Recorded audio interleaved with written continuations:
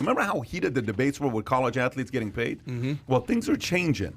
This is a Forbes story. When Blake Lawrence co-founded athlete marketing platform Open Doors in 2012, the idea of college athletes turning a profit on sponsorships and endorsements was a pipe dream, outlawed by the NCAA. But Lawrence could see the opportunity, and now with laws allowing college athletes to profit from their name, images, and likeness, NIL, for the first time, set to take effect in 7 states on July 1st, his faith is about to be rewarded. This is going to be a no-sleep July, Lawrence tells Forbes. Open Doors projects the NIL market will be worth $500 million in 2022, its first full year, before maturing to roughly $1 billion annually. Every founder dreams of a regulatory change that creates billion-dollar market in their space overnight.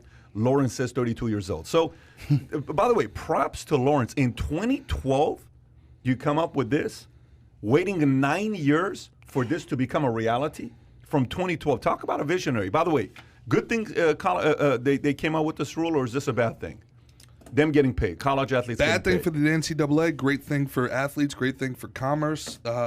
Do ticket prices go up?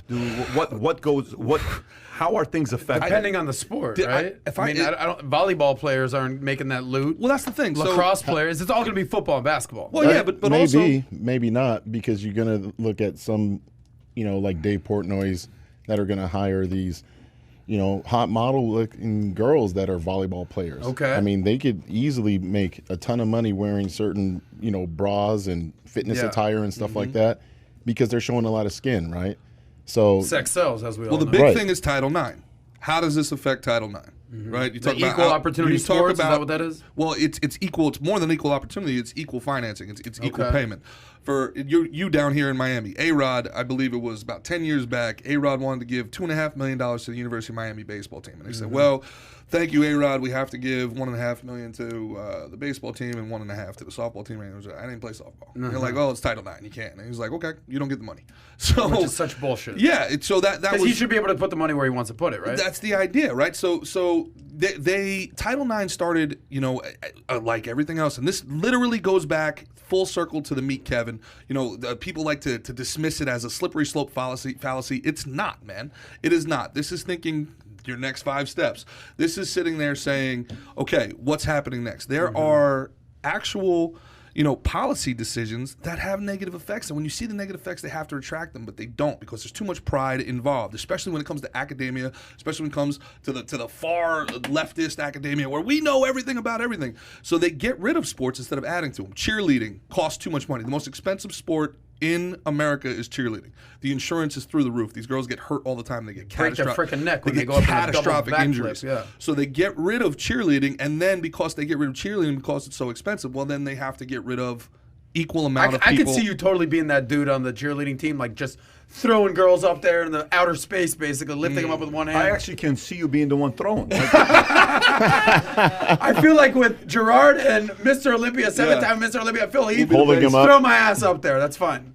Yeah, does it make the athletes better? What, this? Them being able to get paid, because sometimes, you need adversity to actually improve, right? Where's the motivation for them? Look, when I played ball in college, I wasn't a star at all. But I could only imagine seeing some of these athletes at other schools driving in a Mercedes. I'm over here driving in a beat-up Acura, and that person is starting to play really well. But then next thing you know, they're like, well, what's the motivation for me to go to class? What's the motivation for me to, perform? Like, you're now going to have more opportunity than the coach. So now you're going to be told what? If you're a star on the team. Oh, 100%. Like this, what's a trickle-down effect? Why are they going to college anyway, guys? Like, why? Like. Well, I don't know how to answer that question. Okay, I'll give you a perfect example. With football, right? Football, you have to wait until your 3rd year or your 21st birthday to be draft eligible. Right. Why? Yeah, you can tell Jason Pierre-Paul was going to be an NFL player when he was 17 years old. Why isn't he going into a minor league program? In the NBA, it's just 1 year, though. It's just 1 year in the NBA, but even the fact it's 1 year in the NBA, and it's not even 1 year. You don't think that's a good idea? No, not at all. So, dude, if you're an 18-year-old senior getting crushed, if your son is a prodigy, Lawrence Taylor in the NFL, but they wouldn't do that. You have the best coaches in the world that would be developmental. Behind it, though? What's the reasoning behind it? Because they have backroom deals with the NCAA that they have to keep the talent. So guess what? All of that. Okay, look. Here's what I wrote here. a bad idea always gets exposed. It's just period. People are eventually going to expose a bad idea. It's a terrible idea. They're going to expose it. Here's what I mean by it. It's just a matter of time, right? To address a couple things that you said. Here's the first thing. You said they have to pay the price. When you were going, you didn't have any money. You were playing basketball for Colorado, University of Colorado. University of Denver. The University of Denver. And you're going out there, you're majoring in engineer, and you're coming up, you're doing things, and then all of a sudden later on you become a bodybuilder. You don't have any money. You're like, dude, I'm trying to barely eat, and I can't get paid, all this other stuff. Well, here's the thing. Does this really change anything? Meaning, were players really not getting paid? I mean, of course they were getting paid, but they were getting paid illegally. Now you're getting paid legally, meaning marijuana has been sold for a long time, but people sold it illegally. Now they're selling it legally. Alcohol, whether you like it or not, we always had alcohol in our house in Iran. It wasn't legal. We always had it. If you came to our house, my dad had plenty of alcohol if you wanted it, but it was never legal. Second point here. With players, Bynum comes into the goes from high school to the NBA, right? I don't know if he was the first or not. You had Kevin Garnett, Kobe, all these guys started coming up. Who was the first, by the way? Was Kobe the first? He was one of the first. Darius 17-year-olds. Miles, Jonathan Garnett. No. Tyson Chandler. I don't know. Moses It was Malone, Garnett. maybe? Was it Moses Malone? I think from high Moses school? Malone. Okay, so then check this out. So the maturity level goes, the 17, 18-year-old coming in, and they get all this money in the NBA, right?